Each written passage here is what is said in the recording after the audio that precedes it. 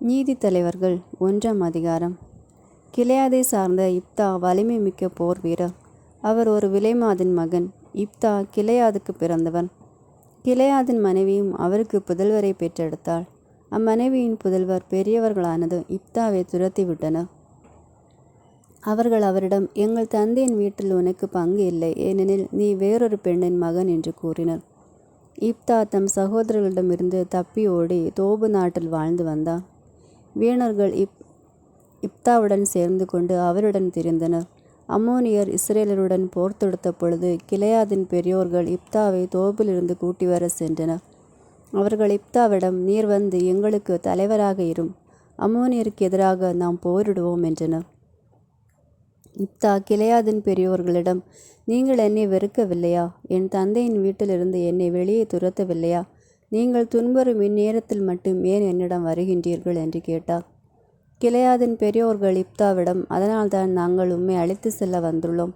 எங்களுடன் வந்து அம்மோனியருடன் போரிடும். நீர் எங்களுக்கு கிலெயாதில் வாழும் அனைவருக்கும் தலைவராக இருப்பீர் என்றனர். இப்தா கிலெயாதின் பெரியோர்களிடம், நீங்கள் அம்மோனியருடன் போரிடுவதற்காக என்னை அழைத்து செல்ல வந்திருக்கின்றீர்கள். ஆண்டவர் அவர்களை என்னிடம் ஒப்புவித்ததால் நான் உறுதியாக உங்கள் தலைவனாக இருப்பேன் என்றான். கிலெயாதின் பெரியோர்கள் இப்தாவிடம், நீர் கூறியபடி நாங்கள் செய்வது உறுதி. ஆண்டவரே நமக்கிடையே சாட்சியாக இருப்பார் என்றனர். இப்தா கிலெயாதின் பெரியோர்களிடம் புறப்பட்டு சென்றனர்.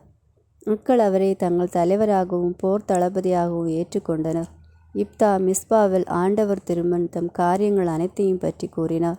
இப்தா அம்மோனிய மன்னரிடம் தூதரை அனுப்பி, எனக்கும் உமக்குமிடையே என்ன வழக்கு? நீர் ஏன் எனக்கு எதிராக வந்து என் நிலத்தில் போரிடுகின்றீர் என்று கேட்டார். அம்மோனியரின் மன்னன் இப்தாவின் தூதரிடம், இஸ்ரேல் மக்கள் எகிப்திலிருந்து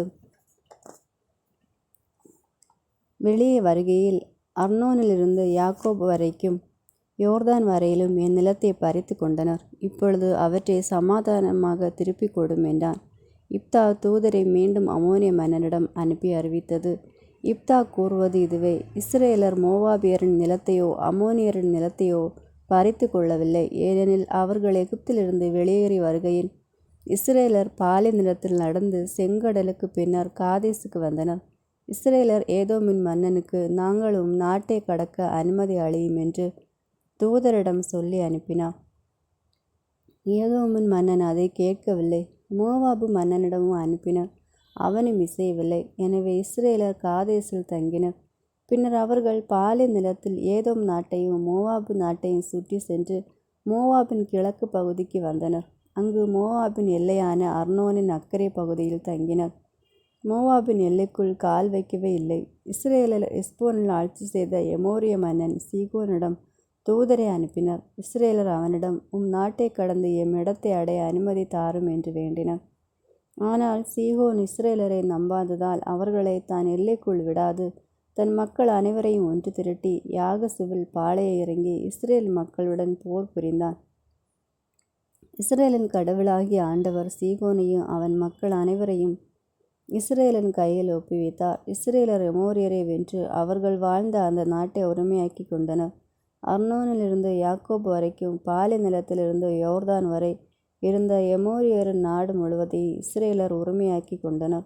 இப்பொழுது இஸ்ரேலரின் கடவுளாகிய ஆண்டவர் எமோரியரை தம் மக்கள் இஸ்ரேலின் முன்னிலையிலிருந்து துரத்தி இருக்க அந்த நாட்டை உரிமையாக்கி கொள்வது எப்படி? உம் கடவுளாகிய குமேசு உமக்கு உடைமையாய் கொடுப்பதை நீர் உரிமையாக்கி கொள்ள மாட்டீரா? அவ்வாறே எங்கள் கடவுளாகிய ஆண்டவர் எங்களுக்கு உடைமையாக கொடுத்ததை நாங்கள் உரிமையாக்கி கொள்ளாதிருப்போமா? நீர் மோவாபின் மன்னன் சிப்போரின் மகன் பாலக்கை விட சிறந்தவரா? அவர் இஸ்ரேலுக்கு எப்போதாவது வழக்காடினானா? அல்லது அவர்களோடு போரிட்டானா? இஸ்ரேலர் எஸ்போனிலும் அதன் சிற்றூர்களிலும் அரேரிலும் அதன் சிற்றூர்களிலும் அர்னோனின் கரைகளில் இருந்த எல்லா நகர்களிலும் 300 ஆண்டுகள் வாழ்ந்திருக்க இவ்வளவு காலமாய் நீர் ஏன் அவற்றை திருப்பி எடுத்துக்கொள்ளவில்லை? நான் உமக்கு தீங்கிழைக்கவில்லை, ஆனால் நீர் எனக்கு எதிராக போர் தொடுத்து தீமை விளைவிக்கின்றீர். நீதி வழங்கும் ஆண்டவர் இஸ்ரேல் மக்களுக்கும் அம்மோனிய மக்களுக்கும் இடையே நின்று நீதி வழங்கட்டும். அம்மோனியரின் மன்னன் தனக்கு இப்தா சொல்லி அனுப்பிய வார்த்தைகளை ஏற்கவில்லை. ஆண்டவரின் ஆவி இப்தாவுக்கு அருளப்பட்டது. அவர் கிலெயாதையும் மனாசையும் கடந்து கிலெயாதிலிருந்து மிஸ்போவை கடந்து அங்கிருந்து அம்மோனியரை நெருங்கினார். இப்தா ஆண்டவருக்கு ஒரு நேர்ச்சி செய்தான். நீர் அம்மோனிய மக்களை என் கையில் ஒப்புவித்தால் அவர்களிடமிருந்து நான் வெற்றியோடு திரும்பும் பொழுது யார் என்னை சந்திக்க என் வீட்டு வாயிலிருந்து புறப்பட்டு வருகின்றாரோ அவர் ஆண்டவருக்கு உரியவர். அவரை கொண்டு வந்து எரிபலியாக்குவேன். இப்தா அம்மோனியருடன் போரிட சென்றார். ஆண்டவர் அவர்களை அவர் கையில் ஒப்புவித்தார். இப்தா அரேபியிலிருந்து மென்னித்த அருகாமை வரை 20 நகர்களையும் ஆபேல் கெராயும் வரை இருந்த பகுதிகளை அளித்தார். இஸ்ரேல் முன்னிலையில் அம்மோனியர் அடக்கப்பட்டனர். இப்தாவின் புதல்வி. இப்தா மிஸ்பாவிலிருந்து தம் வீடு திரும்பினார். இதோ அவர் மகள் மேளதாளத்துடன் நடனமாடிக்கொண்டு அவரை சந்திக்க புறப்பட்டு வந்தாள். அவள் அவருடைய ஒரே மகள். அவருக்கு வேறு மகனோ மகளோ இல்லை. அவர் அவளை பார்த்தார். தம் உடைகளை கிழித்து கொண்டு, ஐயோ என் மகளே, நீ எனக்கு மோசம் செய்து விட்டாயே, நீ என்னை துன்பத்திற்கு ஆளாக்கி விட்டாயே. நான் ஆண்டவருக்கு வாக்கு கொடுத்து விட்டேனே, அதை நான் மாற்ற முடியாதே என்றார்.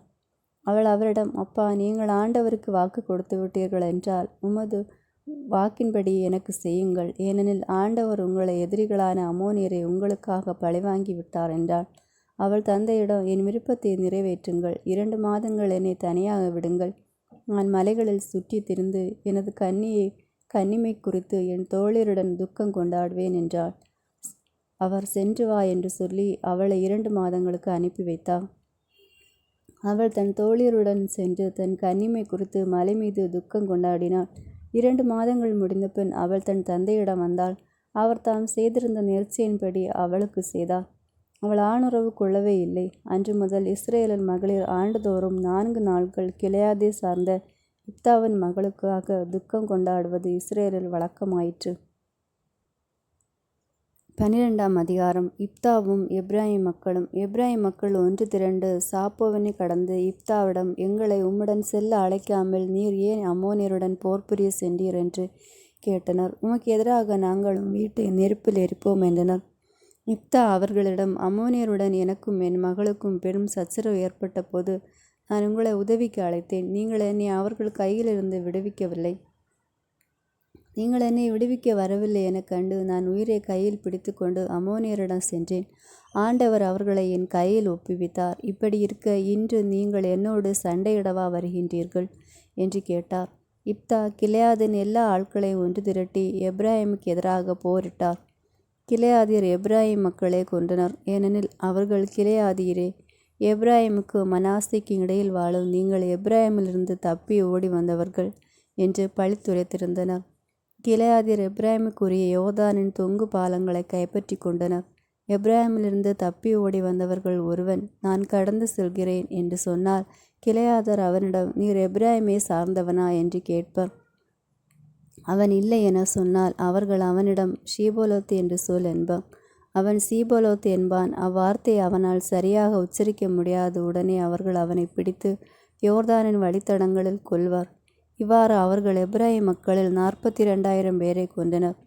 இப்தா 6 ஆண்டுகள் இஸ்ரேலில் நீதி தலைவராக விளங்கினார். கிளையாதை சார்ந்த இப்தா இறந்து கிளையாதிர் நகர் ஒன்றில் அடக்கம் செய்யப்பட்டார். இப்சான், ஏலோன், அப்தோரன். அவருக்கு பின் பெத்லெமே சார்ந்த இப்சான் இஸ்ரேல் நீதி தலைவராக விளங்கினார். அவருக்கு 30 புதல்வரும் 30 புதல்வியரும் இருந்தனர். அவர் தம் புதல்வியரை வேற்றினத்தாருக்கு மணம் முடித்து வைத்தார். வேற்றினத் பெண்கள் 30 பேரை தம் புதல்வருக்கு மணம் முடித்து வைத்தார். அவர் 7 ஆண்டுகள் இஸ்ரேல் நீதி தலைவராக விளங்கினார். இப்சான் இறந்து பெத்லெகேமில் அடக்கம் செய்யப்பட்டார். அவருக்கு பின் செபுலோனை சார்ந்த ஏலோன் 10 ஆண்டுகள் இஸ்ரேல் நீதி தலைவராக விளங்கினார். செபுலோனை சார்ந்த ஏலோன் இறந்து செபுலோன் நிலப்பகுதியில் இருந்து அயலோனில் அடக்கம் செய்யப்பட்டார். அவருக்கு பின் பிராத்தோனாகிய இல்லோனின் மகன் அப்தோன் இஸ்ரேல் நீதி தலைவராக விளங்கினார். அவருக்கு 40 புதல்வரும் 30 பேரன்களும் இருந்தனர். அவர்கள் 70 கோவேறு கழுதைகள் மீது சவாரி செய்தனர். அவர் 8 ஆண்டுகள் இஸ்ரேல் நீதி தலைவராக விளங்கினார். பிராத்தோன் ஆகிய இல்லோனின் மகன் அப்தோன் இறந்த அமலோக்கியரின் மலைநாட்டு எப்பிராயீம் நிலப்பகுதியில் இருந்த பிராத்தோனில் அடக்கம் செய்யப்பட்டார். 13ஆம் அதிகாரம். சிம்சோனின் பிறப்பு. இஸ்ரேல் மக்கள் ஆண்டவரின் பார்வையில் தீயதெனப்பட்டதை மீண்டும் செய்தனர். ஆண்டவர் அவர்களை பெலிஸ்தியர் கையில் 40 ஆண்டுகள் ஒப்படைத்தார். சோராவை சார்ந்தவரும் தான் குலத்தவருமான ஒருவர் இருந்தார். அவர் பெயர் மனோவாகு. அவர் மனைவி மலேடியா இருந்ததால் குழந்தை பெறவில்லை. ஆண்டவரின் தூதர் அப்பெண்ணுக்கு தோன்றி அவரிடம், நீ மலடியாய் இருந்ததால் இதுவரை குழந்தை பெற்றெடுக்கவில்லை. ஆனால் இனி நீ கருவுற்று ஒரு மகனை பெற்றெடுப்பாய். இப்பொழுது கவனமாயிரு. திராட்சை ரசமோ மதுபானமோ அருந்தாதே, தீட்டான எதையும் உண்ணாதே. ஏனெனில் நீ கருவுற்று ஒரு மகனை பெற்றெடுப்பாய். சவர கத்தி அவன் தலைமீது படக்கூடாது. ஏனெனில் பையன் பிறப்பிலிருந்தே கடவுளுக்கென நாசிராக இருப்பான். அவன் இஸ்ரேல் மக்களை பெலிஸ்தியரின் கையிலிருந்து விடுவிக்க தொடங்குவான் என்றான். அப்பெண் தம் கணவரிடம் வந்து கூறியது, கடவுள் மனிதர் என்னிடம் வந்தார். அவரது தோற்றம் கடவுளின் தூதரின் தோற்றம் போல் பெரிது அச்சத்துக்குரியதாக இருந்தது. அவர் எங்கிருந்து வந்தவர் என்று நான் அவரை கேட்கவில்லை. அவரும் எனக்கு தம் பெயரை அறிவிக்கவில்லை. அவர் என்னிடம், இதோ நீ கருவுற்று ஒரு மகனை பெற்றெடுப்பாய். ஆகவே நீ திராட்சை ரசமோ மதுபானமோ அருந்தாதே, நீ தீட்டான எதையும் உண்ணாதே. ஏனெனில் பையன் பிறந்த நாள் முதல் இறக்கும் நாள் வரை கடவுளுக்கென நாசீராக இருப்பான் என்றார். மனோவாக ஆண்டவரை நோக்கி, என் தலைவரே, நீர் அனுப்பிய கடவுளின் மனிதர் மீண்டும் எங்களிடம் வந்து பிறக்கப் போகும் குழந்தைக்கு நாங்கள் என்ன செய்ய வேண்டும் என்பதை கற்றுத்தரட்டும் என்று கூறி வேண்டினர். கடவுள் மனோவாகின் வேண்டுதலை கேட்டார். கடவுளின் தூதர் மீண்டும் அப்பெண்ணிடம் வந்தார். அப்போது அவர் வயலில் அமர்ந்திருந்தார். அவருடைய கணவர் மனோவாகு அவருடன் இல்லை. அவர் தம் கணவரிடம் விரைந்து ஓடி சென்று அவரிடம், இதோ அன்று என்னிடம் வந்த மனிதர் எனக்கு தோன்றியுள்ளார் என்று தெரிவித்தார். மனோவாகி எழுந்து தம் மனைவியின் பின்னே சென்றார். அவர் அம்மனிதரிடம் வந்து, இப்பெண்ணிடம் பேசிய மனிதர் நீர்தாமா என்று கேட்டார். அதற்கு அவர், நான் தான் என்றார். மனோவாகும் வார்த்தைகள் நிறைவேறும் பொழுது பையனின் நெறிமுறையும் செயலும் எப்படி இருக்கும் என்று கேட்டார். ஆண்டவரின் தூதர் மனோவாகிடம், நான் இப்பெண்ணிடம் சொன்ன அனைத்தையும் அவள் கவனமாய் கடைபிடிக்கட்டும். திராட்சை கொடியில் இருந்த வரை எதையும் அவள் உண்ணக்கூடாது. திராட்சை ரசமோ மதுபானமோ அவள் அருந்தக்கூடாது. தீட்டான எதையும் அவள் உண்ணக்கூடாது. நான் அவளுக்கு கட்டளையிட்ட அனைத்தையும் அவள் கடைபிடிக்கட்டும் என்றார். மனோவாகு ஆண்டவரின் தூதரிடம், தயை கூர்ந்து சற்று நேரம் காத்திரும். உமக்காக ஒரு ஆட்டுக்குட்டியை சமைக்கின்றோம் என்றார். ஆண்டவரின் தூதர் மனோவாகிடம், நீ என்னை காத்திருக்க வைத்தாலும் நான் உனது உணவை உண்ண மாட்டேன். நீ ஒரு எரிபலியை செலுத்துவதாக இருந்தால் அதை ஆண்டவருக்கு செலுத்து என்றார். ஏனெனில் மனோவாகு அவர் ஆண்டவரின் தூதர் என்பதை அறியவில்லை. மனோவாகு ஆண்டவரின் தூதரிடம், உமது பெயர் என்ன? வார்த்தைகள் நிறைவேறும் பொழுது நாங்கள் உம்மை பெருமைப்படுத்துவோம் என்றார். ஆண்டவரின் தூதர் அவரிடம், எனது பெயரை ஏன் கேட்கின்றாய்? அது வியப்புக்குரியது என்றார். மனோவாகு ஒரு ஆட்டுக்குட்டியை கொண்டு வந்து உணவு படையலுடன் பாறை மீது ஆண்டவருக்கு ஒப்பு கொடுத்தார். அப்பொழுது மனோவாகு அவர் மனைவியும் காணும் வண்ணம் ஆண்டவர் வியப்பானது ஒன்றை செய்தார். பலிபீடத்திலிருந்து தீப்பிழம்பு வான்நோக்கி மேல் எழும்பிய போது அப்பிழம்பில் ஆண்டவரின் தூதரும் மேல்நோக்கி சென்றார். மனோவாகும் அவர் மனைவியும் அதை பார்த்து முகம் தரைப்பட விழுந்தனர். ஆண்டவரின் தூதர் மனோவாருக்கு அவர் மனைவிக்கு மீண்டும் தோன்றவில்லை. மனோவாகு அவர் ஆண்டவரின் தூதர் என்பதை அறிந்து கொண்டார். மனோவாகு தம் மனைவியிடம், தாம் செத்தோம், ஏனெனில் நாம் கடவுளை பார்த்துவிட்டோம் என்றார். அவர் மனைவி அவரிடம், ஆண்டவர் நம்மை கொல்லதாயிருந்தால் நம் கையில் இருந்து எரிபலியை உணவு படையலை ஏற்றிருக்க மாட்டார். இவற்றையெல்லாம் காட்டியிருக்க மாட்டார். இதை நமக்கு இப்போது அறிவித்திருக்கவும் மாட்டார் என்றார். அப்பெண் ஒரு மகனை பெற்றெடுத்து அவனுக்கு சிம்சோன் என பெயரிட்டார். பையன் வளர்ந்து பெரியவனானான். ஆண்டவர் அவனுக்கு ஆசி வழங்கினார். சோராவுக்கும் எசத்தாவேலுக்கும் இடையே அவன் இருக்கும்போதுதான் ஆண்டவரின் ஆவி அவனை தூண்டத் தொடங்கியது.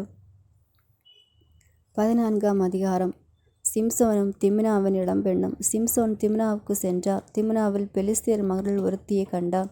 அவர் திரும்பி சென்று தம் தந்தையிடமும் தாயிடமும், நான் திம்னாவில் ஒரு பெண்ணை கண்டேன். அவள் பெலிஸ்தியர் மகளில் ஒருத்தி. இப்பொழுது அவளை எனக்கு மணமுடித்து வையுங்கள் என்றார். அவர் தந்தையிடம் தாயும் அவரிடம், உன் உறவு பெண்களிடையே யாரும் இல்லையா? நம் மக்கள் அனைவரிடையே ஒரு பெண் கிடைக்கவில்லையா? நீ ஏன் விருத்த சேதனம் செய்யப்படாத பெலிஸ்தியரிடம் சென்று பெண் எடுக்க வேண்டும் என்று கேட்டனர். சிம்சோன் தம் தந்தையிடம், அவளை எனக்கு மணமுடித்து வையும், ஏனெனில் அவளை எனக்கு பிடித்திருக்கிறது என்றார். அவர் தந்தையும் தாயும் இது ஆண்டவரின் செயல் என்று அறியவில்லை. ஏனெனில் அந்நாட்களில் இஸ்ரேல் மீது அதிகாரம் செலுத்தி வந்த பெலிஸ்தியரை தண்டிக்க ஆண்டவர் வாய்ப்பு தேடி கொண்டிருந்தார். சிம்சோனும் அவர் தந்தையும் தாயும் திம்னாவுக்கு புறப்பட்டு சென்றனர். அவர்கள் திம்னா திராட்சை தோட்டங்களை வந்தடைந்தனர். அப்போது ஒரு சிங்கக்குட்டி கர்ச்சித்து கொண்டு அவர் மீது பாய்ந்தது. ஆண்டவரின் ஆவி ஆற்றலுடன் அவர் மீது இறங்கியது. ஆட்டை இரண்டாக கிழிப்பது போல் சிங்கக்குட்டியை அவர் வெறுங்கையால் கிழித்தார். அவர் தாம் செய்ததை தம் தந்தைக்கும் தாய்க்கும் கூறவில்லை. அவர் சென்று அப்பெண்ணிடம் பேசினார். சிம்சோனுக்கு அவள் பிடித்தவளாக தோன்றினார். சில நாட்கள் கழித்து அவளை கூட்டி செல்ல அவர் மீண்டு வந்தார். அவர் சிங்கத்தின் பிணத்தை காண திரும்பினார். இதோ சிங்கத்தின் பிணத்தில் தேன்கூடும் தேனும் காணப்பட்டன. அவர் தேனடையை கையில் எடுத்து அருந்தி கொண்டே தொடர்ந்து நடந்தார். தம் தந்தை தாயிடம் சென்று அவர்களுக்கு கொடுத்தார். அவர்களும் அருந்தினர். அவர் அவர்களிடம் சிங்கத்தின் பிணத்திலிருந்து தேனடை எடுத்ததாக சொல்லவில்லை. அவர் தந்தை பெண் வீட்டுக்கு சென்றார். அங்கு சிம்சோன் விருந்தளித்தார். ஏனெனில் இளைஞர்கள் அவ்வாறு செய்வது வழக்கம். அவர்கள் அவரை பார்த்து அவருடைய தோழராய் இருக்குமாறு 30 பேரை கூட்டி வந்தனர். சிம்சோன் அவர்களிடம், நான் உங்களுக்கு ஒரு விடுகதை கூறுகின்றேன். நீங்கள் விருந்தின் 7 நாட்களுக்குள் அந்த விடை கண்டுபிடித்து எனக்கு கூறினால் நான் உங்களுக்கு 30 நாற்பட்ட ஆடைகளையும் 30 மேலாடைகளையும் அளிப்பேன்.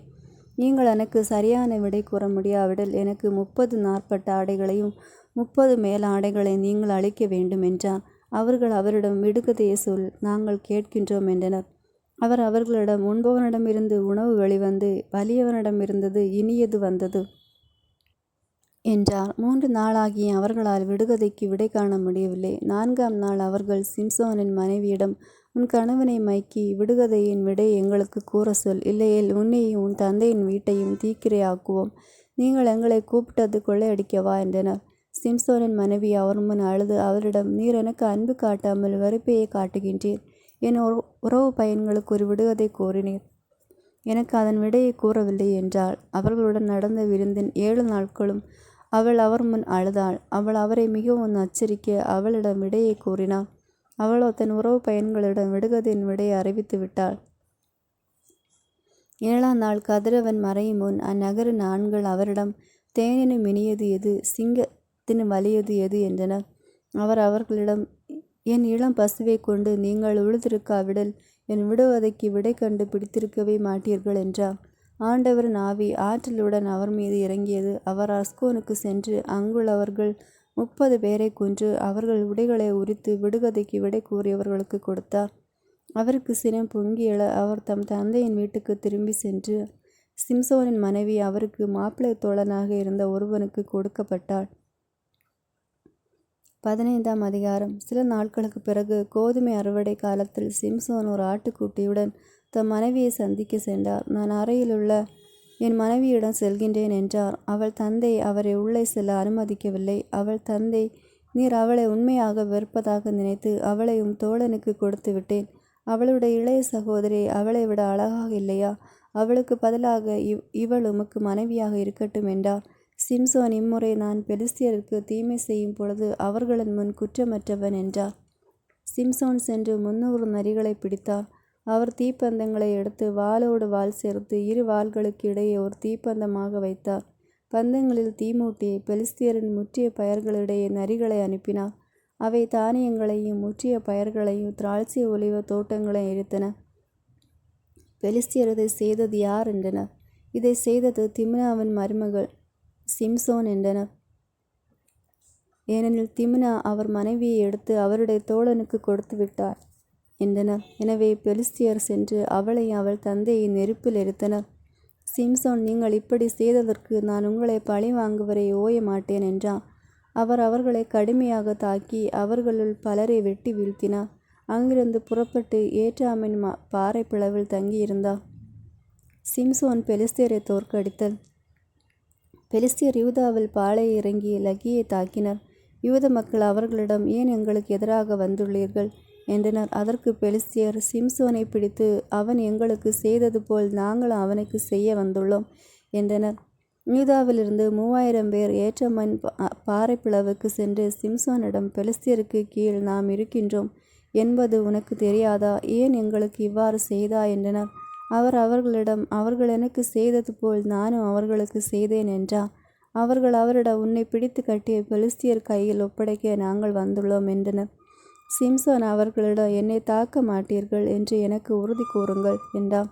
அவர்கள் அவரிடம், இல்லை, நாங்கள் உன்னை பிடித்து கட்டி அவர்கள் கையில் ஒப்படைப்போம், நாங்கள் உன்னை கொல்ல மாட்டோம் என்றனர். அவர்கள் அவரை 2 புதிய கயர்களால் கட்டி பாறை பிளவிலிருந்து கூட்டி கொண்டு வந்தனர். அவர் லகியை நெருங்கி வருகையில் பெலிஸ்தியர் கூச்சலிட்டு கொண்டு அவரை காண வந்தனர். ஆண்டவரின் ஆவி அவர் மீது ஆற்றலுடன் இறங்கியது. அவர் கையில் இருந்த கயிறுகள் நெருப்பில் எரிந்த சணலை போலாக அவர் கையில் இருந்த கட்டுகள் தளர்ந்து வீழ்ந்தன. அவர் ஒரு கழுதையின் பச்சை தாடை எலும்பை கண்டு கையை நீட்டி அதை எடுத்துக்கொண்டு 1000 பேரை கொண்டார். சிம்சோன் கழுதை தாடையால் குவியல்கள் கழுதையின் தாடையால் கொண்டேன் 1000 பேரை என்றார். அவர் இதை சொல்லி முடித்ததும் தாடை எலும்பை தம் கையிலிருந்து வீசி எறிந்தார். அவ்விடத்தை ராமோத்து லக்கி என அழைத்தனர். அவர் மிகவும் தாகமுற்று ஆண்டவரை நோக்கி குரல் எழுப்பி, நீர் ஊழியன் மூலம் இம்மாபெரும் விடுதலையை தந்தீர். ஆனால் இப்பொழுது நான் தாகத்தால் செத்து விருத்த சேதனம் செய்யப்படாதவரின் கையில் வீழ்வேனோ என்று மன்றாடினார். கடவுள் அகியில் ஒரு நிலப்பிளவை தோற்றுவிக்க அதிலிருந்து தண்ணீர் வெளிவந்தது. சிம்சோன் அதை குடித்ததும் அவருக்கு உயிர் திரும்ப அவர் புத்துயிர் பெற்றார். அவ்விடத்தை ஏன் ககாரே என அழைத்தார். அது இந்நாள் வரை லக்கியில் உள்ளது.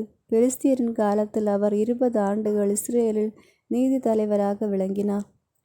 ஆமென். God bless you.